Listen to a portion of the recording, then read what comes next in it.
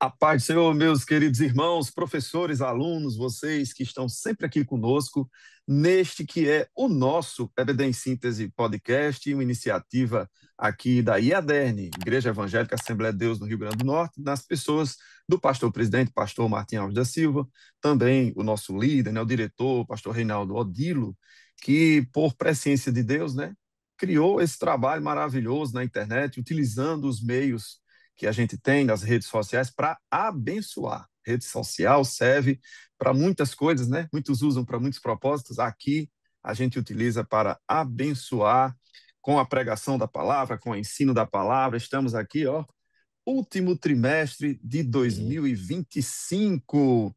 Estamos armados aqui até os dentes com a lição, com a palavra de Deus. E graças estamos a Deus.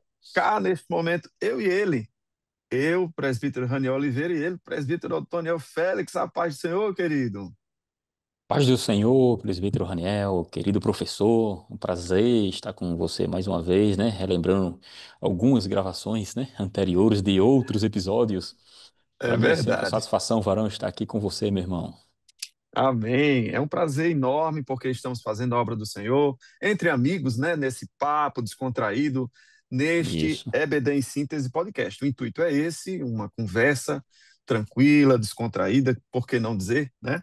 Trazendo sempre curiosidades, informações úteis para a sua aula, nesta que será a lição de número 3, que irá ser ministrada no dia 19 de outubro de 2025. Muito bem, estamos aqui com o Sermão do Templo. Este que não foi feito por Jesus, foi feito por Jeremias. Estamos estudando o livro do profeta Jeremias. E aqui temos três objetivos. Primeiro, compreender a importância do profeta Jeremias na porta do templo.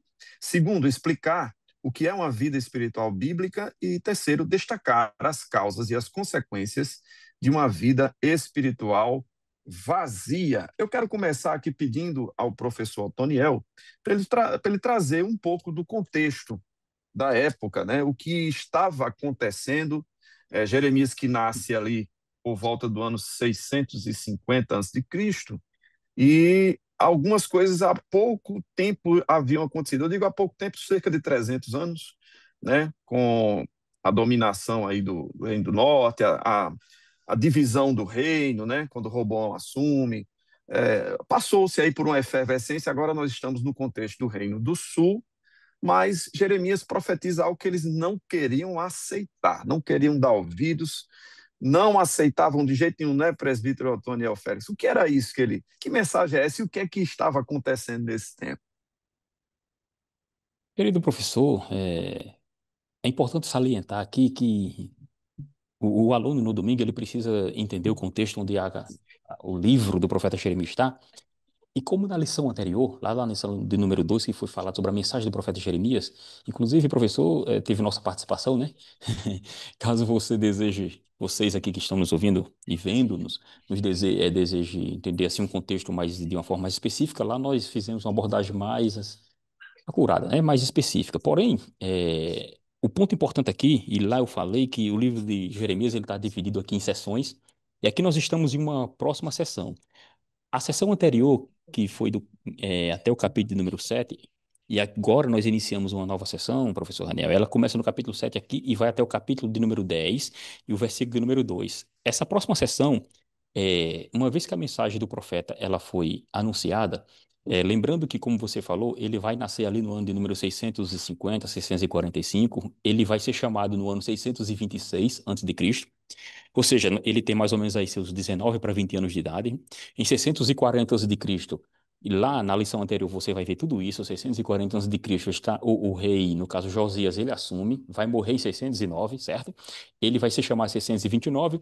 Ali no 13º ano de Josias, vai estar escrito na Escritura Sagrada que ele é chamado a ser justamente o profeta lá, no capítulo 1º. No 609 a.C., o rei Josias vai falecer e Jeremias já vem, né, trazendo a mensagem, profetizando. E quando nós chegamos aqui por volta ali do ano 605, nós temos a primeira leva à Babilônia. Por que aqui é importante frisar isso? Porque aqui, em especial, Jeremias está no reinado do rei Jeoaquim, certo? Rei Jeoaquim. E o rei Jeoaquim ele vai reinar do ano 609 a 598 antes de Cristo.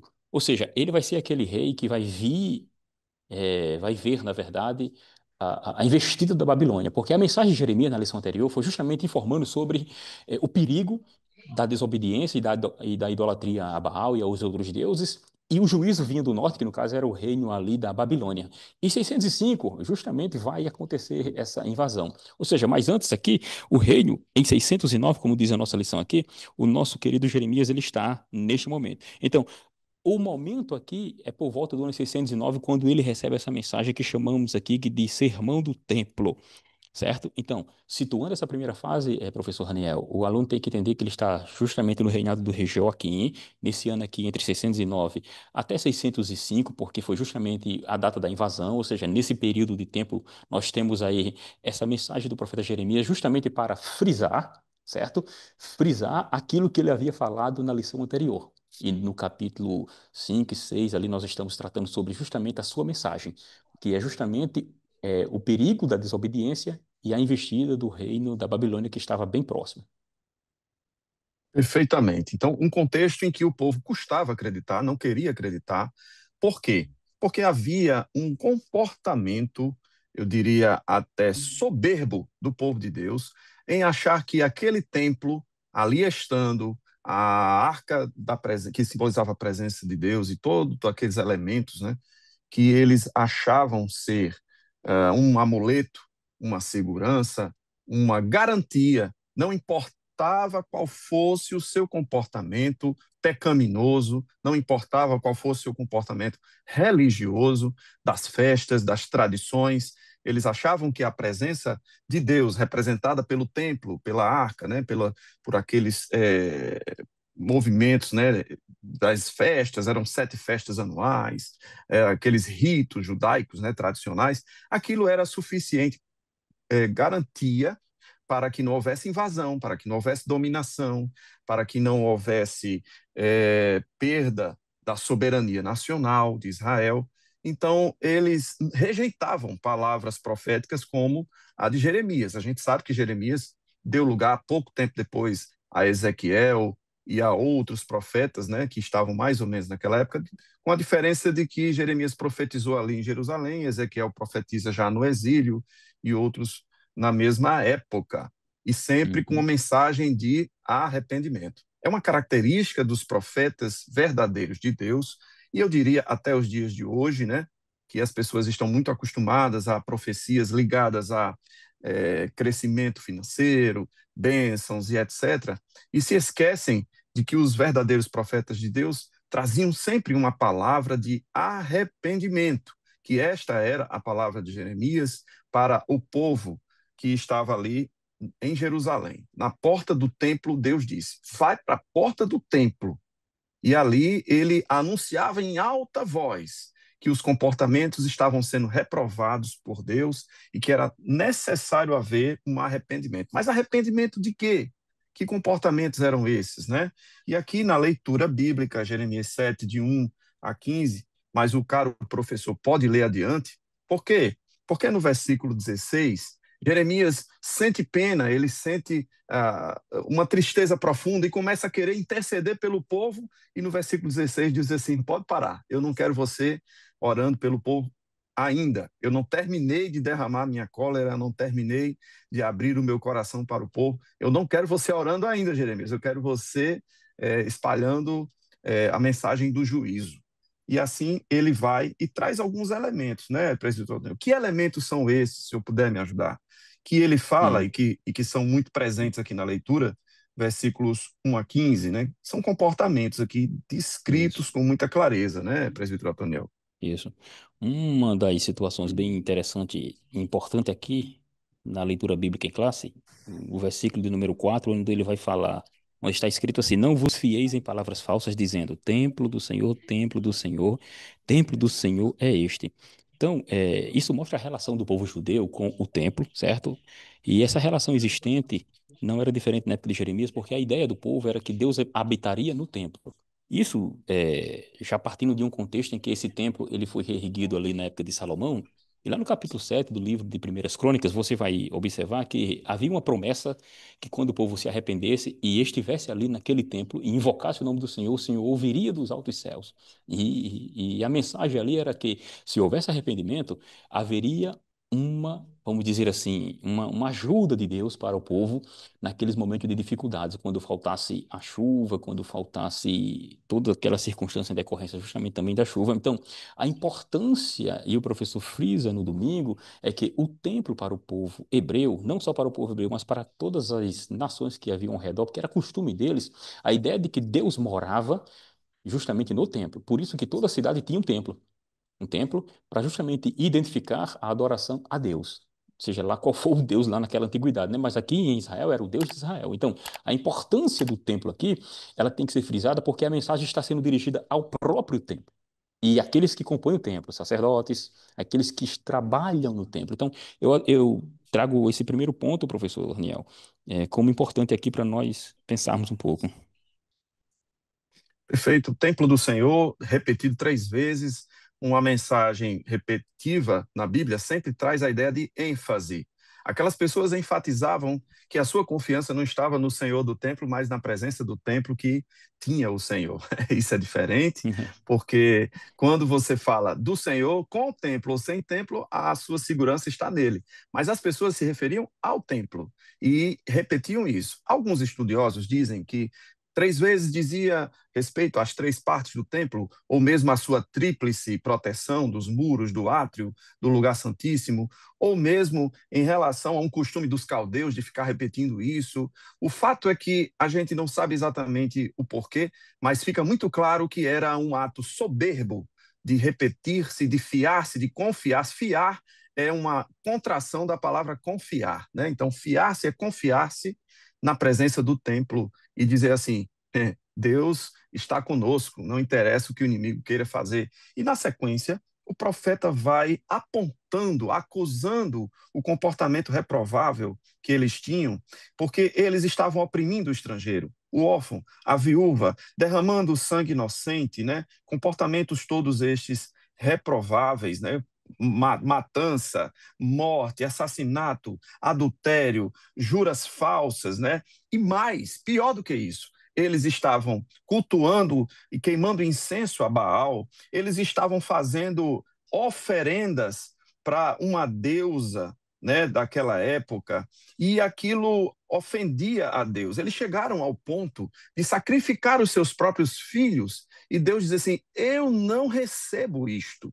Então, aquelas pessoas cometiam os mais variados absurdos e se confiavam no templo. Interessante que essa prática de confiar no templo, como bem falou o presbítero Otoniel, se inicia quando Salomão vai dedicar o templo e Deus fala com Salomão e fala à noite só para Salomão e diz assim: estarei atento à oração que se fizer naquele lugar e tal. Então ali inicia-se um costume de saber que o templo é lugar de proteção, é lugar de que Deus ouve, é lugar de misericórdia, é lugar de livramento. Então as pessoas, aqui a gente tem primeiro livro dos Reis, capítulo 1, versículo 50, diz que Adonias temeu Salomão, levantou-se, pegou nas pontas do altar. Ali era uma tentativa de escapar da morte, né?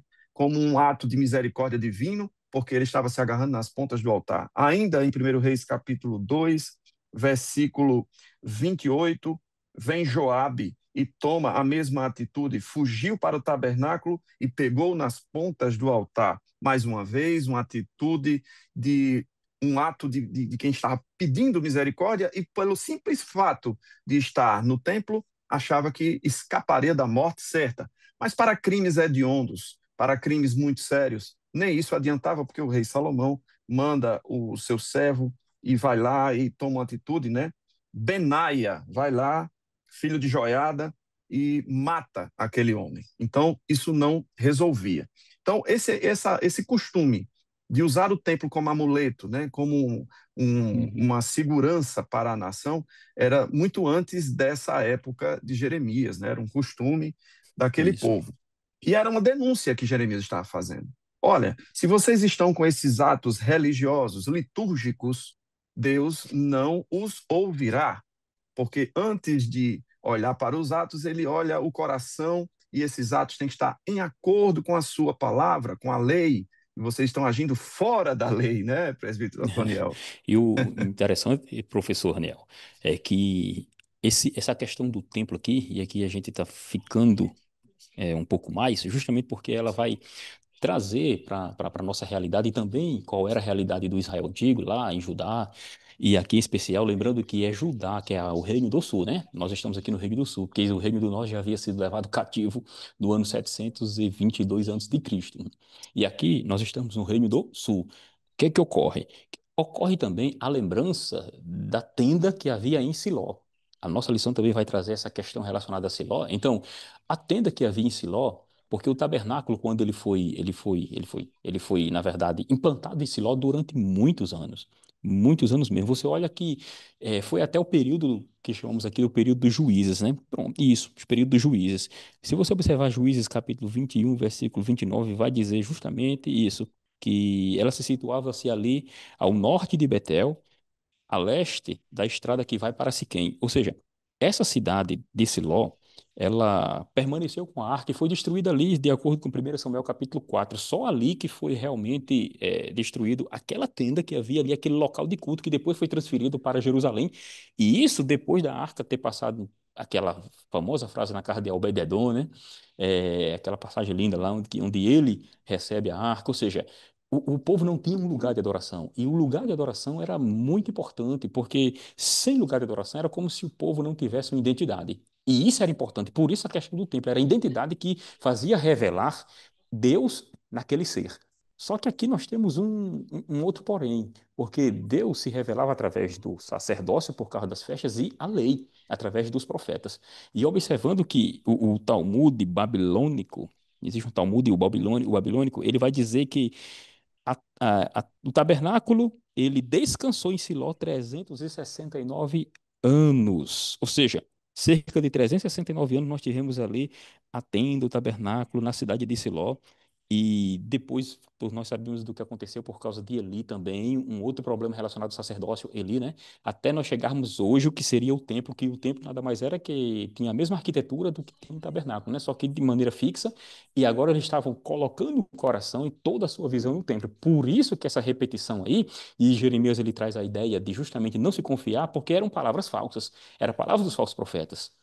Isso tem que ficar aqui frisado nessa lição, professor. Frisado, repisado, né? Siló é citado na lição e é citado no texto que nós estamos estudando, né? Versículo 14. Isso. Farei também a esta casa o que se chama pelo meu nome, na qual confiais, e a este lugar que vos dei a vós e a vossos pais, como fiz a Siló. Porque Siló, por isso que o presbítero Otoniel bem falou, e aqui a gente tem em 1 Samuel também, ele citou o capítulo 4, eu cito o capítulo 2 de 1 Samuel, versículos 29 em diante, eu vou ler só a parte B do 29, e diz, honras a teus filhos mais do que a mim, para vos engordares do principal de todas as ofertas do meu povo de Israel. Eu vou resumir aqui, o profeta Eli honrava mais os seus filhos que faziam coisas erradas do que o próprio Deus e queria encobertá-los, queria ajudá-los e passar um pano, né?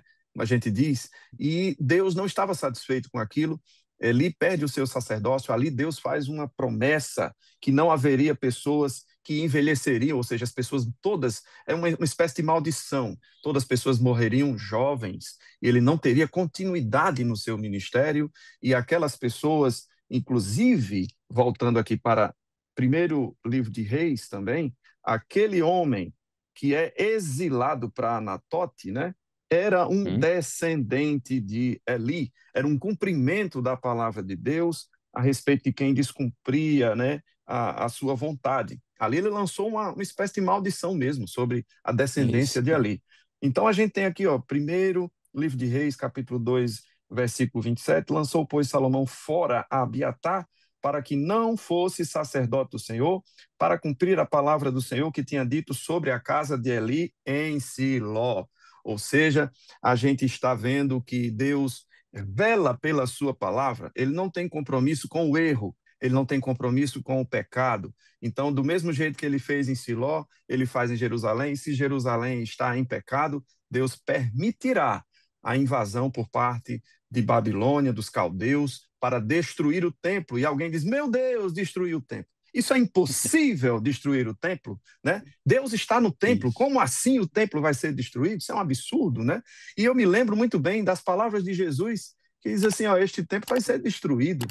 E é interessante que a mensagem de Jesus tinha duplo sentido, presbítero Otoniel, porque ele se referia ao templo que era ele mesmo, porque ele disse: em 3 dias será restabelecido, será reconstruído, e alguém diz assim: isso é impossível. Mas ali ele estava se referindo ao templo que era o seu corpo, ele mesmo, né? O sacerdote perfeito. Isso. Mas também era um duplo sentido, porque o templo, ali já de Zorobabel, né, ampliado, né, pelos reis que passaram depois, era um templo que eles também consideravam impossível que fosse destruído, e no ano 70 a gente sabe que a Roma fez essa destruição por completo, só restou o Muro das Lamentações, que você vê lá na internet, os judeus É, fazendo as suas orações. Pois bem, isso. então Deus não tem compromisso com o erro. A primeira parte da lição, ela frisa essa questão do comportamento, o exemplo de Siló, um triste exemplo, diga-se, né? E a Isso. falsa adoração, a adoração religiosa, litúrgica, tá certo? A segunda parte da lição fala sobre a necessidade de uma verdadeira vida espiritual, presbítero Otoniel. Vem aí o significado da palavra espiritualidade do latim. Eu não sei dizer essa palavra, não, acho que o senhor vai saber dizer melhor. É, o nosso querido professor aqui, ele cita o significado, né, da palavra em latim. Vou pegar aqui para eu dizer. Apesar de não saber, mas eu vou me arriscar, professores. Olha só, Vai lá. espiritualitatem. Espiritualitatem. Espiritualidade tem. Pronto, saiu. Espiritualitatem. É. Ou seja, ele vai falar, e na lição aqui ele vai trazer a ideia justamente de que, apesar de as Escrituras Sagradas trazer para nós uma vida de espiritual, né? O termo espiritualidade, ele até recentemente, vamos chamar assim, de moderno, né? Porque ele tem uma perspectiva diferente do que... E também tem um cunho, vamos chamar assim, de... até psicológico. Nosso professor, ele cita no livro de apoio, ele cita, inclusive, o ele cita o dicionário de psicologia da American Psychological Association. Se for assim, Ranel. Se não for, depois você corrige aí, viu? Assina Ele, embaixo. ele vai dizer assim, que quando eles vão definir o termo espiritualidade, eles dizem que é preocupação com a sensibilidade às coisas do espírito ou alma, especialmente em oposição às coisas materiais. Dois, mais especificamente uma preocupação com Deus e religião, e uma sensibilidade e experiência religiosa. Três, o fato ou estado do ser incorpóreo. Ou seja, ele vai trazer justamente a ideia do que seria essa espiritualidade. Espiritualidade, e conforme as Escrituras Sagradas, vai tratar do momento em que eu e você estamos diante de Deus e nos relacionamos com Ele, certo? Um primeiro ponto está aí, professor. Perfeitamente. E essa prática da espiritualidade, não aquela ritualística, não aquela das repetições, que são as rezas conhecidas hoje, né? Eles estão fazendo isso. Ou não? Né? Isso. Ao templo do Senhor, templo do Senhor, templo do Senhor. Era uma confiança de amuleto, né? De superstição. E aqui a espiritualidade que o profeta enfatiza é aquela que se mostra nas ações, na piedade, no cuidado com o próximo, eu diria até numa responsabilidade social. Os governos hoje falam de responsabilidade social, mas Deus já falava nisso há séculos. A necessidade da responsabilidade social como um fruto que demonstrava a presença do Espírito de Deus. E aqueles homens que se fiavam no templo e que se achavam muito religiosos, isso também ocorria no tempo de Jesus, né? O próprio Jesus criou, né, uma história interessante para falar sobre isso, né? Do homem de Deus que orava nas praças, né? E ofendia o publicano. Eu não sou como esse publicano, não. Eu dou minhas ofertas, meus dízimos, né? Eu ajudo os pobres. E ali ele fazia um culto a si mesmo.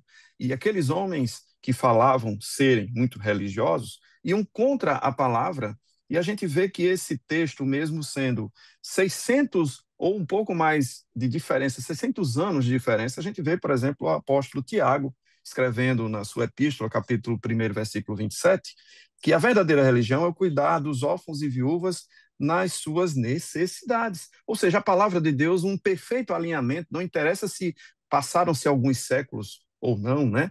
Mas a verdadeira espiritualidade, do latim é spiritualitatem, é a mesmíssima coisa. É aquela que se demonstra nos atos de misericórdia, ou seja, os atributos comunicáveis de Deus na vida do crente, né, com os cuidados sociais, com as pessoas que estão ali. Então, eles oprimiam o estrangeiro, né, eles oprimiam os órfãos, as viúvas, eles deixavam pessoas passarem fome. E o profeta também faz uma denúncia. E essa denúncia serve para os dias de hoje, presbítero Otoniel? Ou será que a gente está muito crente hoje e essas coisas não acontecem? Não, com certeza serve, né? Tanto é que quando Paulo vai escrever aos Gálatas, nós tivemos no trimestre passado, né, falando sobre o fruto do Espírito e as obras da carne. O fruto do Espírito é uma expressão justamente dessa espiritualidade cristã, porque ele vai trazer o caráter de nosso Senhor Jesus para a igreja, né? E a igreja é composta por eu, você e todos aqueles que nasceram de novo. Então, esse caráter de Cristo, o que Cristo faria, vamos dizer assim, em questões práticas, o fruto do Espírito representa isso. Então, a espiritualidade como prática, a nossa vida espiritual e as nossas tendências atuais em um mundo pós-moderno, em um mundo que a sociedade às vezes valoriza mais o externo do que o interno, nós, como cristãos, temos a partir do fruto do Espírito essa representatividade do que seria e de como estaríamos diante de Deus. Porque uma vez que praticamos a palavra, como você falou aí, que Tiago cita, que nós devemos ser não apenas ouvintes, mas praticantes, uma vez que praticamos, há justamente a característica de quê? De uma nova pessoa, porque se antes não praticávamos, antes roubávamos, antes mentíamos, hoje não fazemos mais, então praticamos a palavra do Senhor. Com isso, nós temos, na verdade, estamos demonstrando Deus através de nossa vida, porque tudo isso vem a partir da conversão. Então, o fruto do Espírito vai se encaixar justamente nessa vida espiritual, porque ela é prática. Ela é prática e com o fruto que você consegue amar, que você consegue ter paciência, você consegue justamente andar conforme a vontade do Senhor, professor. Perfeitamente. Obras que demonstram a espiritualidade verdadeira. E a terceira parte da lição fala sobre as causas e as consequências de uma vida espiritual vazia. A triste realidade de uma vida espiritual vazia, isso me faz pensar nos cultos que vemos hoje em muitas igrejas. E se não vigiarmos até mesmo na nossa, onde pessoas vão cumprir um ritual semanal e acham que por estarem no templo, acham que por estarem dizimando, ofertando, tem a proteção do anjo do Senhor, né? E aquilo é muito semelhante ao que Jeremias estava denunciando. E aqui a expressão usada por Jesus em Mateus 23 é sepulcros caiados. Para aqueles que não conhecem essa expressão, eu vou explicar. Na engenharia, na construção, você finaliza uma obra com uma camada de pintura. A pintura, nesse caso aqui, era a caiação, usado o cal, que é derivado do calcário. Aquele produto era como uma tinta. Então, ali por fora se pintava de cal, ou seja, fazia uma caiação, e quem olhasse de fora via uma parede branca, belíssima, muito bonita, como se faz hoje nas residências, né? Você termina uma construção, você pode utilizar calcário, que é o cimento que a gente usa hoje, ele tem uma parte dele de calcário, né? Mas isso é uma construção milenar. Independente de construir agora ou muitos séculos atrás, sempre se finalizava uma construção com a camada de pintura. Então, isso era a caiação. O que Jesus diz não é que é pecado aplicar pintura nas construções. Pelo contrário, a pintura faz parte de uma boa construção, porque ela fecha os poros da camada protetora, né, da construção, e ali não cria fungos, ali não cria micro-organismos, aquele material não vai ficar com lodo, não vai ficar feio. O problema não é este, queridos irmãos, é porque a expressão sepulcro caiado é porque era bonito por fora e tinha morte dentro. O sepulcro é um local onde há morte dentro. E ele disse essa expressão para mostrar pessoas que eram bonitas, bem apessoadas, bem vestidas, bem penteadas, cheirosas, perfumadas, elegantes por fora, mas nos seus corações havia morte. E assim é a espiritualidade vazia daqueles que frequentam os templos e que dizimam e fazem caridade até, e pensam consigo mesmo: estou garantido, Deus não vai deixar nenhum mal bater na minha porta, mas dentro dos seus corações há morte, há maus costumes, não há presença do Espírito Santo, né? Porque o sentido do verdadeiro evangelho é a obediência, é o amor, é a caridade, são os atos de justiça, né? Quando Cristo Jesus, lá em Mateus capítulo 5, fala do sermão do monte, né? Ele enfatiza as características do reino que devem estar impregnadas em nós. Então, bem-aventurados os que têm fome e sede de justiça, porque eles serão fartos. Então, são atitudes de pessoas que têm o mesmo pensamento, alinhamento com o reino, e não apenas o que está fora. Ele está frisando aquilo que está dentro. E ali era o tempo da lei. Nós estamos vivendo o tempo da graça, onde essa responsabilidade é maior ainda, onde Cristo que mora em nós está nos vendo por fora e por dentro. E esses costumes, esses maus costumes, né? O costume do velho homem precisa ser deixado de lado, precisa ser deixado para trás e haja uma mudança profunda na vida de cada um de nós. Então ele fala das causas e das consequências. Pessoas que não exercitam o fruto do Espírito, que não convidam Cristo para morar e mudarem a sua vida, terão consequências sim. Não é que você vai estar no templo, assim como aqueles homens faziam, que a sua vida está garantida. Se não houver uma conversão, uma mudança, um arrependimento genuíno, e aqui ele usa também a expressão para arrependimento, mostrando uma mudança de postura completa. Eu até acho engraçado, pastor, quando algumas pessoas dizem uma mudança de 360 graus.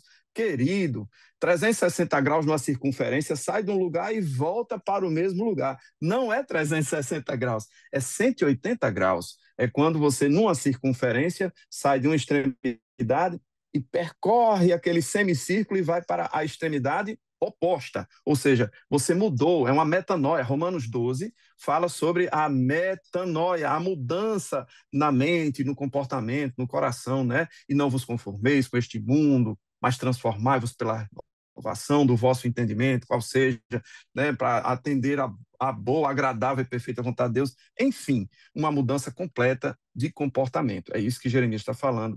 Falou naquele tempo e que se aplica a nós no dia de hoje. Eu, só para acrescentar, professor, é importante frisar, porque também o autor da lição ele vai citar a passagem da mulher samaritana com Jesus, onde Cristo Jesus vai justamente fazer essa diferenciação do que como o povo judeu ele entendia e via a presença de Deus no templo, e a ideia que realmente o pessoal do primeiro século ali tinha, que na conversa de Jesus com aquela mulher samaritana, você nota que ela vai perguntar a Jesus, na verdade vai dizer assim, nós adoramos neste monte, que era o Monte Gerizim, né? Que ficava de frente para o Sim, Monte Ebal. Era conhecido como Montanhas Gêmeas. E os samaritanos tinham um templo ali que depois foi destruído por João Hircano. Enfim, acontece que eles diziam que a adoração deveria ser justamente naquele local. E ela chega para Jesus e diz assim: Vocês dizem que é em Jerusalém o lugar onde se deve adorar. Aí Jesus disse que nem nesse monte e nem o templo de Jerusalém, porque realmente a ideia era a adoração na cidade. As pessoas iam a Jerusalém, iam às festas a Jerusalém. A adoração estava vinculada àquela data nacional de festas, certo? O que eles tinham como adoração era isso, e não essa vida prática, cotidiana, como nós estamos dizendo aqui. A adoração para eles era cumprir um ritual. Por isso que aqui na lição nós falamos dessa questão vazia. Então, é como Jesus, ele conversando com aquela mulher, com certeza ele falou em aramaico, porque a língua era aramaica, muito próximo do árabe ali, e a tradução em grego, ela traz justamente o que os gregos mais se debruçaram, um dos termos mais, vamos dizer assim, que os gregos mais se debruçaram na antiguidade, era sobre a aletheia, que era justamente a verdade. Nós não vamos falar aqui o conceito geral do que seria e de como eles chegaram a essa percepção de como eles chegaram nesse termo aletheia, que seria verdade, né, em grego, mas na verdade seria o a é de negativo e o letheia vem de lambano, isso, é isso, letheia, que no final seria não escondido, certo? E se ele não está escondido, então é algo que foi o quê? Descoberto, não fingido. Então, a adoração ela não pode ter fingimento. A adoração que Jesus está dizendo para a mulher samaritana não era aquela que você ia ao templo e fazia vamos dizer assim, um ritual, cumpria um ritual, não. Você deveria ir ao templo, sim. Só que esse ritual tem que ter não apenas uma atitude ritualística para cumprir uma ordem, não, mas por trás deveria ter a fé. Deveria ter, como você falou aí, não ser fingido, sepulcros caiados. Porque se é uma adoração não fingida, é não fingida, o termo verdade ali, literalmente nos dicionários de grego vai trazer essa ideia, para o hebreu, o hebraico seria emet, que também traz essa questão de verdade, de confiança, e traz a ideia de algo que é renovado, ou seja, que ela também vem da palavra emuná, a gente pode trazer aqui a ideia de emuná, pode trazer a ideia de emuná, que emuná é confiança, emuná vem de amã, ou seja, a raiz da palavra vai denotar justamente o que é confiança. E essa confiança que Jesus está dizendo aqui para a mulher samaritana, que a verdadeira adoração, ela não consiste em apenas em ir ali ou ir acolá. Essa verdadeira adoração, ela está nas atitudes nossas, porque ela tem que ser não fingidas, né?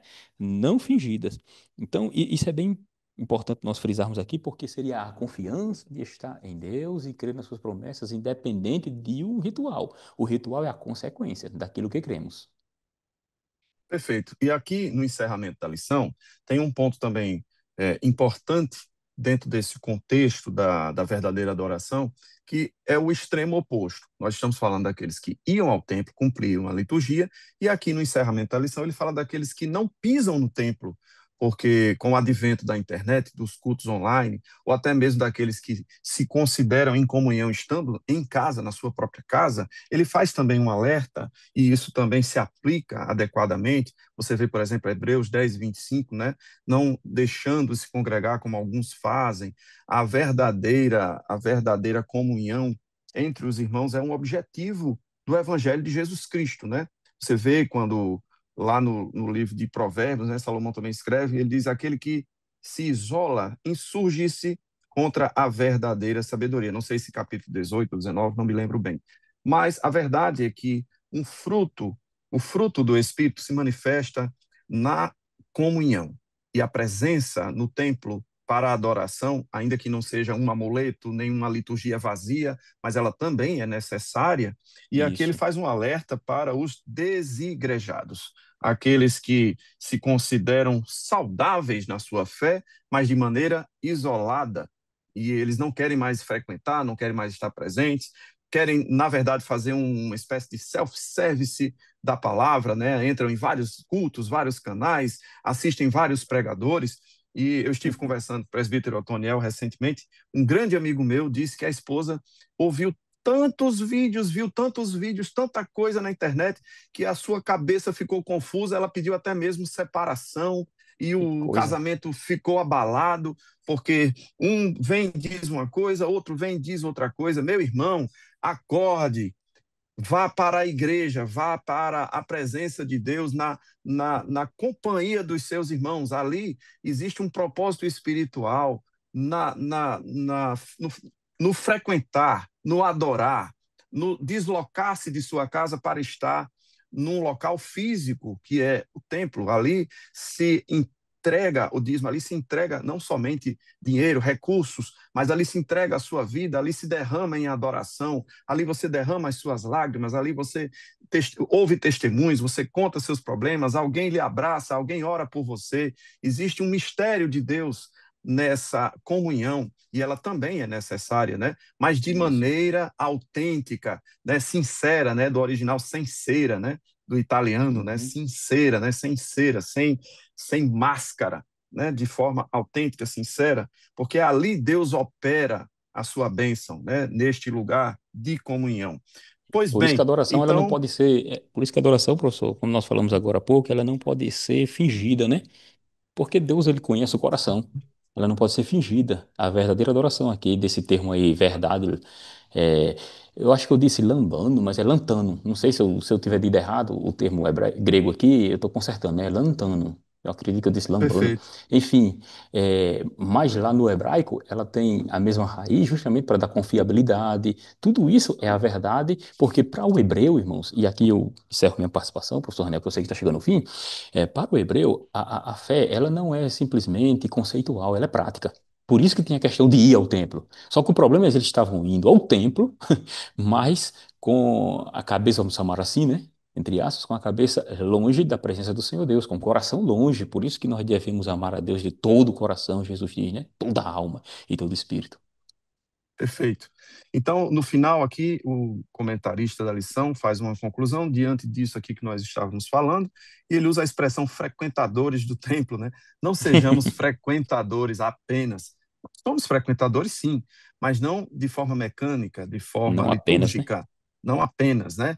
Que nós estejamos lá frequentando, mas mais do que isso, que nós sejamos os próprios representantes de Deus nesta terra, né? A igreja ali reunida é muito bom, é uma bênção, mas você é a igreja na segunda-feira, você é a igreja na terça, você é a igreja na quarta, né? Aonde está você, está um representante do reino, né? Ao olhar para Isso. você, as pessoas precisam ver a Cristo e as suas atitudes, elas mostram quem você é. Assim como Pedro, né? Quando ele falava, ele como Galileu, assim como Jesus era Galileu, a forma dele falar o denunciava, né? E aquelas pessoas diziam, É, ó, ele é um deles, né? A forma que ele fala denuncia. E ali ele nega Jesus 3 vezes, enfim. Mas a forma que ele falava o denunciava, no bom sentido, né? Mostrava que ele tinha proximidade com Cristo.